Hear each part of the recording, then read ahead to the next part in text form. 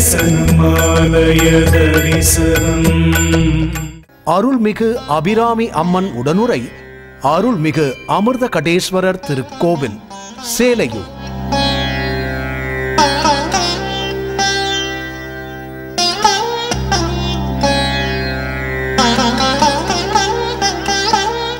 தமிழ்நாட்டின் தலைநகராம் சென்னையின் திருக்கடையூர் என்று அறியப்படும் இந்த திருக்கோவில் சென்னை தாம்பரம் ரயில் நிலையத்திலிருந்து சுமார் 2.5 கிலோமீட்டர் தூரத்திலும் சேலையூர் கேம்ப் ரோடிலிருந்து 10 நிமிட நடையிலும் அமைந்திருக்கிறது.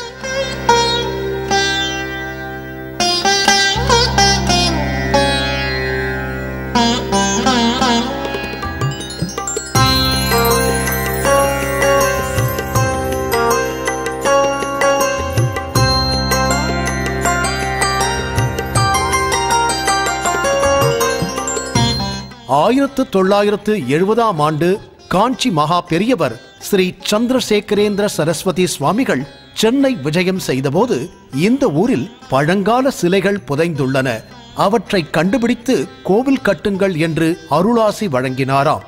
அப்படி அமையப் பெற்றதுதான் இந்த திருக்கோவில்.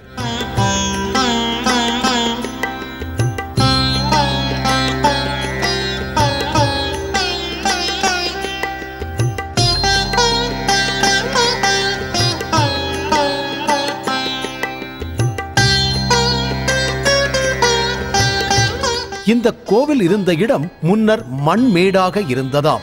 அதை அகற்றும் போது அமிர்தகடேஸ்வரர் மூல விக்கிரகம் கிடைத்தது என்கிறார்கள்.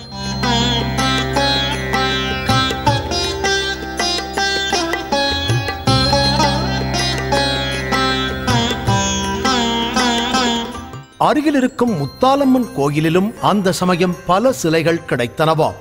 அதில் அன்னை அபிராமியின் விக்கிரகமும் கிடைத்திருக்கிறது. சிலைகள் பல கிடைத்த காரணத்தால் இந்த ஊர் சிலையூர் என வழங்கப்பட்டு வந்தது. பின்னர் காலப்போக்கில் மருவி சேலையூராக மாறிவிட்டது என்று சொல்கிறார்கள்.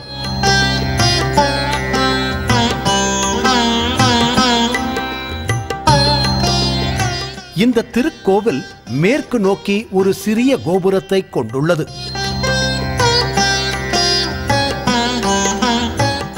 அருள்மிகு அமிர்தகடேஸ்வரரின் பிரதான சன்னதி கிழக்கு திசையை நோக்கி உள்ளது.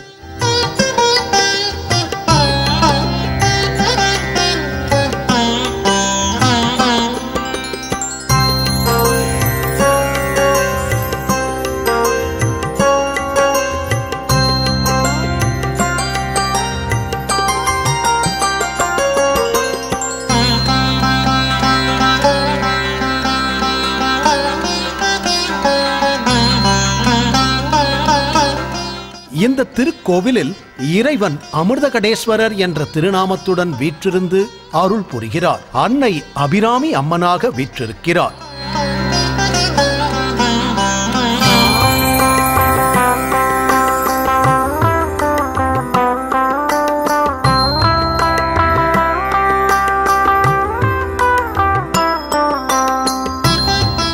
அருள்மிகு அபிராமி அம்மன் தெற்கு நோக்கிய தனி சன்னதியில் குடிகொண்டிருக்கிறார்.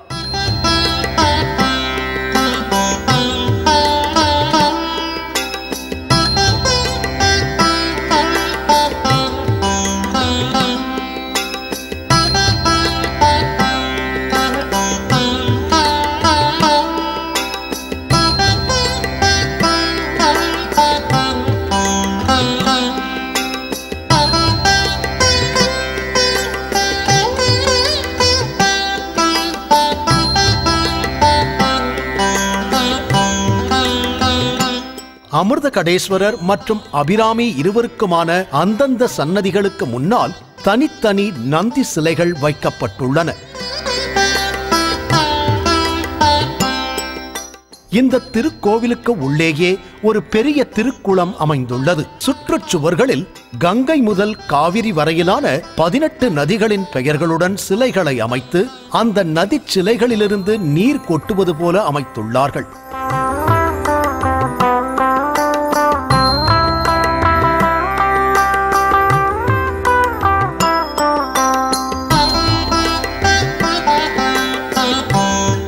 வருடம்தோறும் மாசி மகத்தன்று இந்த நதிகளுக்கு சிறப்பு விழாவும் கொண்டாடுகிறார்கள்.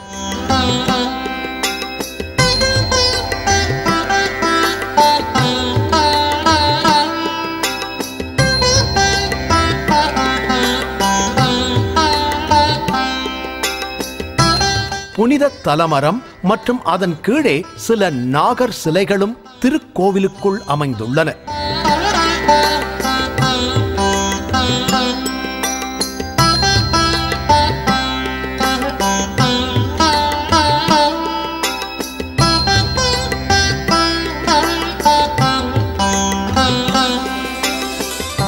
திருக்கடையூர் சென்று சஷ்டியப்த பூர்த்தி என்று சொல்லப்படும் 60ஆம் கல்யாணம் செய்து கொள்ள இயலாதவர்கள் இந்த தலத்திற்கு வந்து செய்து கொண்டு பலனடையலாம் என்பது கூடுதல் சிறப்பாகும்.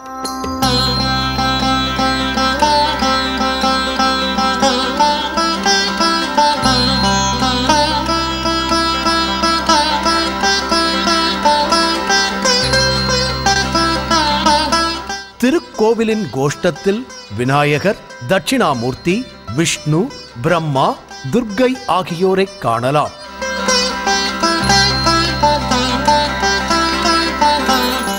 மேலும் விநாயகர், வள்ளி தேவசேனா சமேத சுப்பிரமணியர், ஐயப்பன், சண்டிகேஸ்வரர், பாலாஜி, பத்மாவதி, கருடன், அனுமன், சூரியன், சந்திரன், நவக்கிரகங்கள், நடராஜர், பைரவர் ஆகிய தெய்வங்களுக்கும் மற்றும் அப்பர், சுந்தரர், திருநாவுக்கரசர், மாணிக்கவாசகர் என்று அழைக்கப்படும் 4வர் ஆகியவர்களுக்கும் தனித்தனி சன்னதிகள் அமைந்துள்ளன.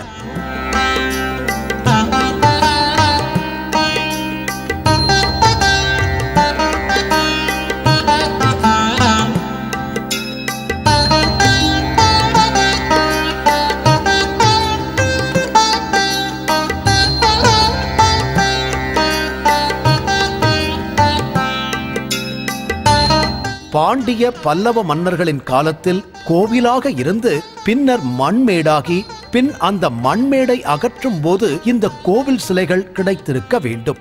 இதையெல்லாம் வைத்து பார்க்கும்போது இந்த திருக்கோவில் கிட்டத்தட்ட 1000 வருட பழமை வாய்ந்த கோவிலாக இருக்கலாம் என்கிறார்கள்.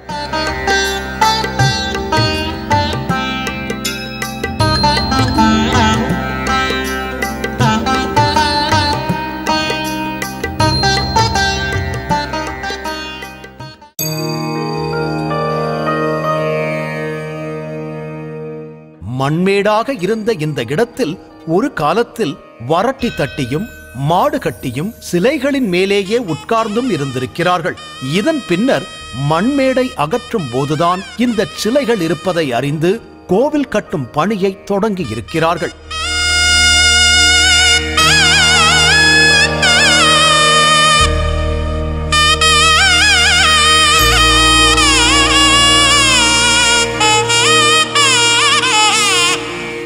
இந்த கோவிலின் திருப்பணி ஆரம்பிக்கப்பட்டு படிப்படியாக புதுப்பிக்கப்பட்டு வருவது கடந்த 50 வருடங்களுக்குள் நிகழ்ந்து வரும் நிகழ்வுதான்.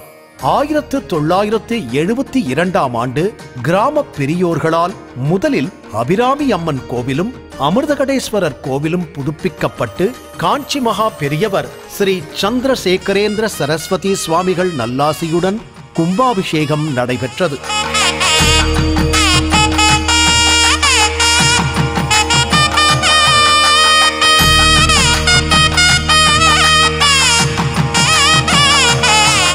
இங்கு கடந்த 1994ஆம் ஆண்டு முதல் பிரதோஷ பூஜை நடைபெற்று வருகிறது. 1996ஆம் ஆண்டில் 16 கால் மண்டபம் எனப்படும் ஷோடச லக்ஷ்மி மகா மண்டபம், ஷோடச லக்ஷ்மியுடன் அந்தந்த லக்ஷ்மியின் எந்திரங்கள் பதிக்கப்பட்டு மண்டபம் கட்டி முடிக்கப்பட்டது. இங்கு அமைந்திருக்கும் லக்ஷ்மிகள் ஆரோக்கிய லக்ஷ்மி, சாம்ராஜ்ய லக்ஷ்மி, சக்தி லக்ஷ்மி, சௌபாகிய லக்ஷ்மி, வீரலக்ஷ்மி, விஜயலக்ஷ்மி, சந்தான லக்ஷ்மி, புஷ்டி லக்ஷ்மி, துஷ்டி லக்ஷ்மி, மேதா லக்ஷ்மி, வித்யா லக்ஷ்மி.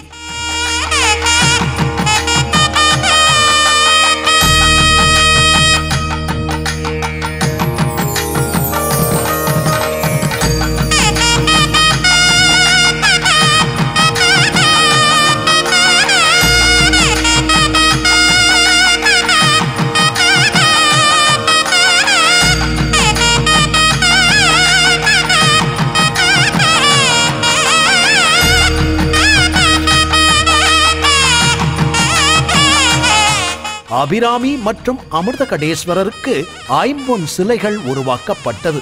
அபிராமி அந்தாதி பாடியவாறே பொற்குழம்பை ஊற்றி அபிராமி ஐம்பொன் சிலையை உருவாக்கினார்கள். அதே போன்று தேவாரம் பாடியவாறே அமிர்தகடேஸ்வரர் சிலையை உருவாக்கினார்கள்.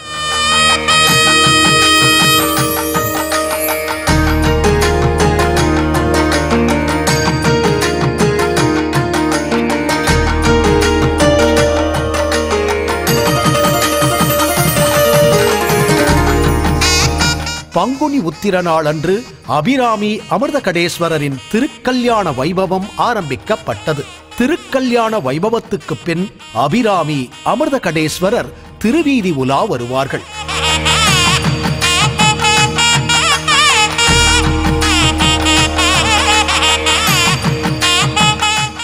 நடராஜர் ஆருத்ரா தரிசனத்தன்று திருவீதி உலா வருவார். இதற்கு பின்னர் கோவில் அருகில் அபிராமி அமிர்த புஷ்கரணியை அமைக்க முடிவு செய்யப்பட்டது. மக்களின் நன்கொடையால் திருக்குள பணிகள் இனிதே நடைபெற்றது.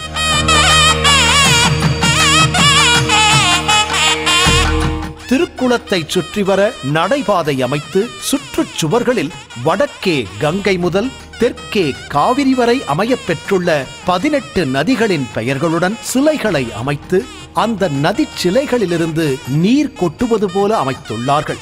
வருடந்தோறும் மாசி மகத்தன்று சிறப்பாக இந்த நதிகளுக்கு விழாவும் கொண்டாடுகிறார்கள்.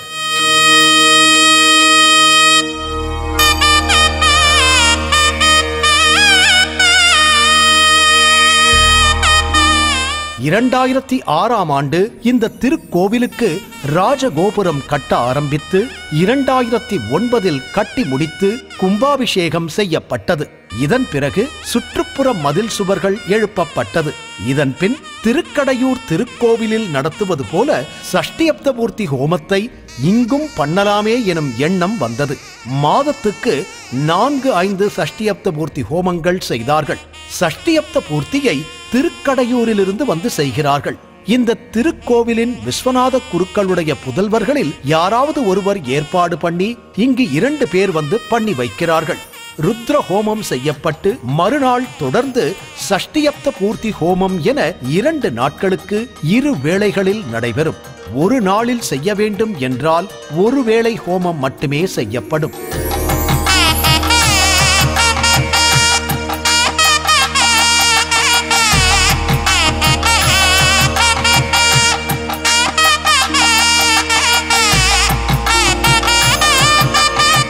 ஆயிரத்து 999ஆம் ஆண்டில் தீர்மானித்தபடி ராஜகோபுரம், திருக்குளம் மற்றும் சஷ்டியப்த பூர்த்தி மண்டபம் அமைக்கும் திட்டங்களில் 2 நிறைவேறிவிட்டது.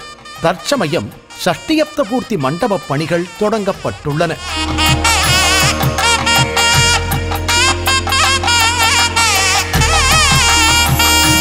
எந்த திருப்பணியை ஆரம்பித்தாலும் அன்னையின் அருளால் பக்தர்களின் பேருதவியுடன் அவை இனிதே நிறைவேறி விடுகிறது.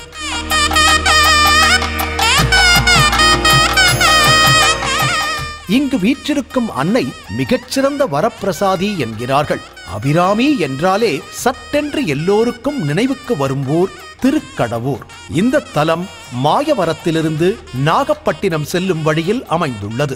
அன்னையின் திருவிளையாடல் மட்டுமல்ல, ஈசனின் திருவிளையாடலும் நிகழ்ந்த ஊர் இது. அதுவும் வீரட்டான திருவிளையாடல். சிவபெருமான் வீரச் செயல் புரிந்த இடங்களை வீரட்டானங்கள் என்று அழைப்பர். பக்தி உலகத்தில் மார்க்கண்டேயரை தெரியாதவர்கள் எவரும் இருக்க இயலாது. என்றும் 16 மார்க்கண்டேயர் என்றால் ஒரு சிலருக்கு உடனே புரியும். சிவபக்தியில் சிறந்து விளங்கியவர் மார்க்கண்டேயர். இவர் மிருகண்டு முனிவரின் புதல்வர். 16 வயதில் மார்க்கண்டேயருக்கு மரணம் என்பது பிரம்மன் விதித்த விதி. இதையறிந்த மார்க்கண்டேயர் இறைவனின் அருள் பெற 108 தலங்களுக்கும் சென்று வழிபட்டார். 108வது தலமாக திருக்கடவூர் சென்று அமிர்தகடேஸ்வரரை தஞ்சமடைந்து மகா மிருத்யுஞ்சய ஸ்தோத்திரத்தால் அவரை வழிபட இறைவன் மிருத்யுவாகிய யமன் வரும் வேளையில் காலனை தன் காலால் சம்ஹாரம் செய்து வீரச் செயல் புரிந்து மார்க்கண்டேயரை காப்பாற்றி அருளினார். இது ஈசன் தன் பக்தரான மார்க்கண்டேயருக்காக செய்த திருவிளையாடல். அமிர்தகடேஸ்வரரின் திருவிளையாடல் ஒரு புறம் என்றால், அன்னை அபிராமியின் அருள் விளையாடலோ இன்னொரு புறம். அதி அற்புதமான விளையாடல் அது. தான் வேறு தன் பக்தன் வேறல்ல என்பதை உலகுக்கு உணர்த்த திருவுள்ளம் கொண்ட அன்னையின் பரவச விளையாடல் அது. இந்த விளையாடலின் விளைவாக விளைந்ததுதான் அபிராமி அந்தாதி என்கிற அந்த அருந்தவ பொக்கிஷம். சுப்பிரமணியன் என்ற அபிராமி பட்டருக்காக அபிராமி அன்னை அருட்காட்சி தந்து அமாவாசை நாளை பௌர்ணமியாக்கி காட்டிய நிகழ்வு நடந்தது ஒரு தை அமாவாசையில்தான். இந்த வரலாற்றை அனைவருமே அறிந்திருப்போம்.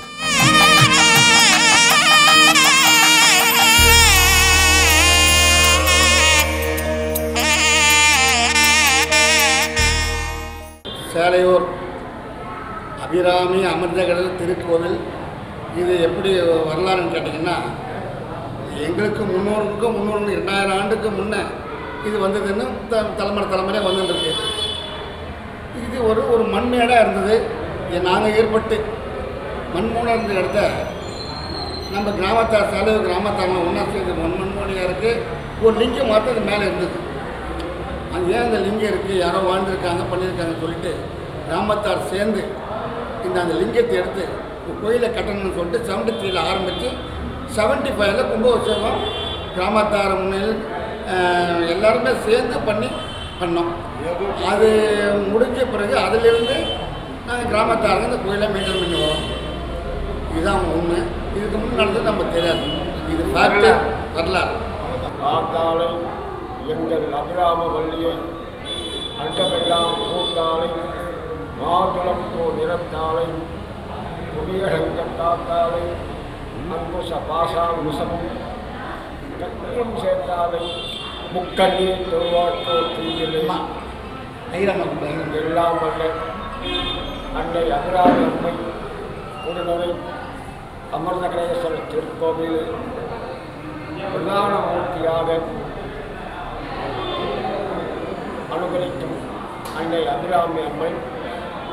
இந்த அபிராமி அம்மைக்கு அபிராமி மற்றும் கூடிய முக்கண்ணியை தொழுவார்க்கு ஒரு தீங்கிலேயே என்பதை போல் எடுத்துக்காட்டாக அம்பாளுக்கு நெற்றியில் ஒரு கண்ணூர் இருக்கும். சூரிய பொதுவாக சிவனுக்கு சூரிய சந்திர அக்னிநேத்திரம்பாங்க. சூரிய சந்திர அக்னிநேத்திரம்பாங்க. அம்பாளுக்கு சொல்லும்போது சூரிய சந்திர வியோமநேத்திரம் சொல்லுவாங்க. வியோமநேத்திரம் என்றால் ஞானக்கண்ணு என்று அர்த்தம். இப்போயே பேசியாக புரிஞ்சுக்கலாம்.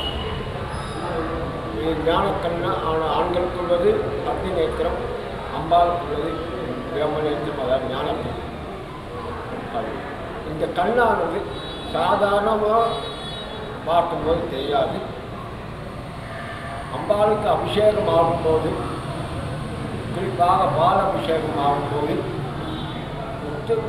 கூர்ந்து கவனித்தால் நெல்மணி அளவில் இரு புருவ மத்தியில் சற்று மேலாக இருக்கும். அது மட்டுமல்ல, அம்பாள் பாதத்திலிருந்து எப்பொழுதுமே நீர் கசிவு ஏற்படும். அதுவும் இந்த கோயில் மிக சிறப்பான சார்பு. இந்த கோவில், இந்த ஆலயத்தில் ஏற்கனவே பல தெய்வங்கள் இருந்தாலும் பிரதான மூர்த்தியாக அனுபவிக்கிறது அன்னை அபிராமி அம்மை தான். அபிராமி அம்மைக்கு ஆடிப்பூரம், நவராத்திரி விழா, தை அமாவாசை ஆகிய நாட்கள் மிக முக்கியமான நாட்கள். அனைவரும் மேற்பதினாறு நாட்களில் அம்மையை தரிசித்து அருட்படுத்திய சிறப்பாக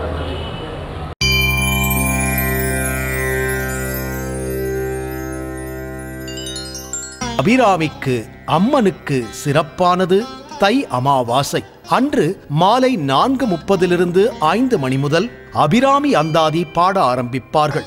ஒவ்வொரு பாடலின் முடிவிலும் கூடை புஷ்பம் அம்பாளுக்கு அபிஷேகமாக சமர்ப்பிக்கப்பட்டு தீபாராதனை நடைபெறும். பாராயண நிறைவில் அம்மனுக்கு 9 வகையான பதார்த்தங்கள் நைவேத்தியம் செய்விக்கப்பட்டு பக்தர்களுக்கு விநியோகிக்கப்படுகிறது. 2001ஆம் ஆண்டு ஆரம்பிக்கப்பட்ட இந்த தை அமாவாசை வழிபாடு இன்றும் தொடர்ந்து நடைபெற்று வருகிறது.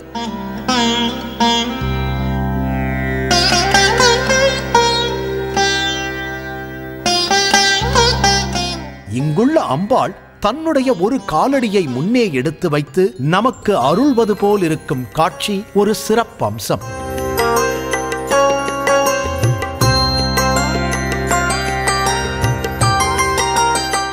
முதல் வருடத்தில் அம்மனே நடத்திய திருவிளையாடல் ஒன்று மறக்க முடியாதது என்கிறார்கள்.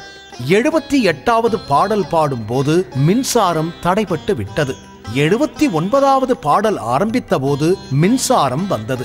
அதாவது அபிராமி பட்டர் விழிக்கே அருளுண்டு என அவருடைய அந்தாதியில் 79வது பாடல் பாடிய போதுதான் தன் தாடங்கத்தை கடற்றி எறிந்து நில ஒளி வீச வைத்தாள் என்று சொல்லப்படுகிறது. அதுபோன்றே 79வது பாடலின் போது நில ஒளியை நினைவூட்டும் விதமாக அன்னை செய்த திருவிளையாடல் இது என்கிறார்கள்.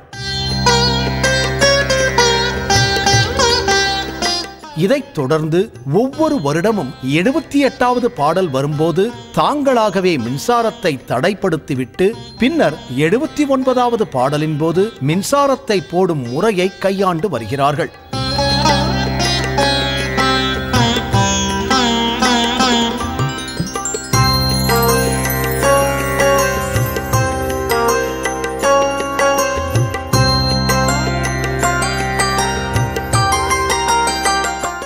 மாசி மாதம் மக நட்சத்திரத்தன்று 18 நதிகளின் புனித நீர் கொண்டு வரப்பட்டு ஹோமங்கள் வளர்க்கப்பட்டு 18 குடங்களில் உள்ள தீர்த்தத்தால் 18 நதி தேவதைகளுக்கும் தனித்தனியாக பூஜை செய்கிறார்கள்.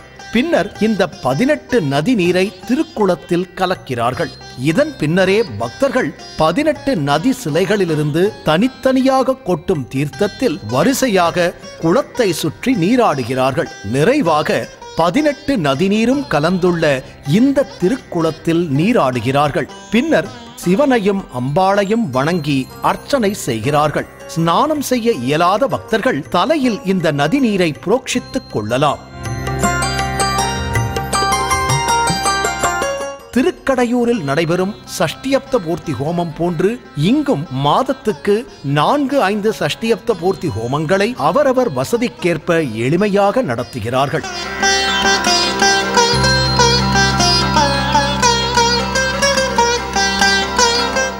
ஆசைதான் எல்லா மயக்கங்களுக்கும் காரணம். அதன் வழியே ஈர்க்கப்பட்டுதான் வினைகள் புரிகிறோம். அந்த வினை வழியே நமக்கு இன்ப துன்பங்கள் நிகழ்கின்றன. அதிலிருந்து மீள்வது எப்படி என்பதை அபிராமி பட்டர் பின்வரும் பாடல்களில் தெரிவிக்கிறார்.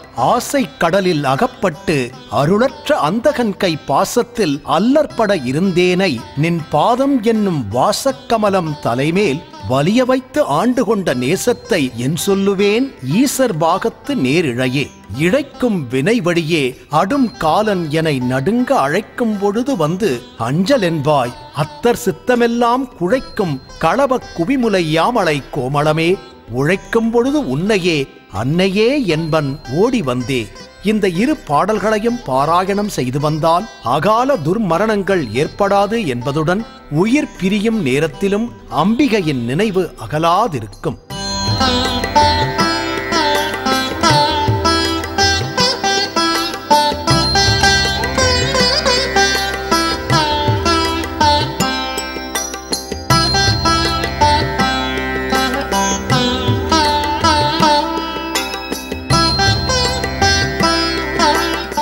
இந்த கோயிலில் பிரார்த்தனை செய்தால் சகல ஐஸ்வர்யங்களும் கிட்டும் என்பது நம்பிக்கை.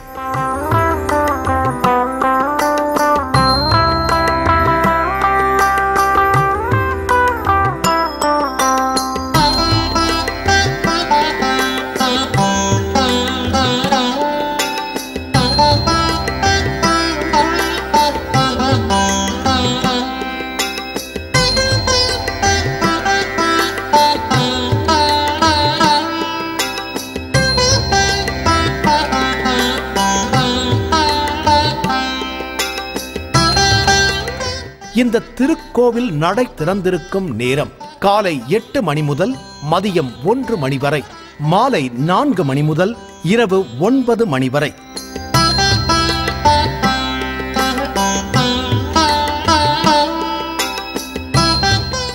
ஆலய தரிசனம் காண்போம். அருள்மிகு அபிராமி அம்மன் உடனுரை அருள்மிகு அமிர்தகடேஸ்வரர் அருள் அனைவருக்கும் கிடைக்க மனதார பிரார்த்திப்போம். ஓம் நம சிவாய, ஓம் நம சிவாய, ஓம் நம சிவாய.